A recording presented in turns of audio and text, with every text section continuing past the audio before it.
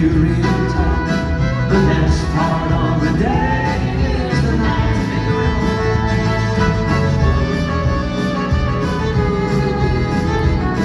Yeah, the best part of the day is the night.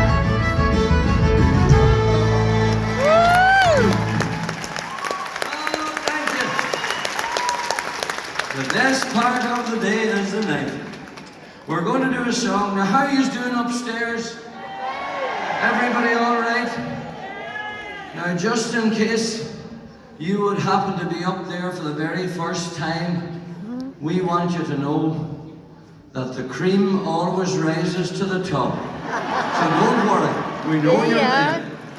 We're going to do a song now, ladies and gentlemen. This is a song that we have just recorded. And it was written by a man called Patsy Kavanagh. And many of you will know songs from Patsy Kavanagh, but you mightn't realise it. The most famous one that we sing, that he wrote, is Home to My Donegal. That was his.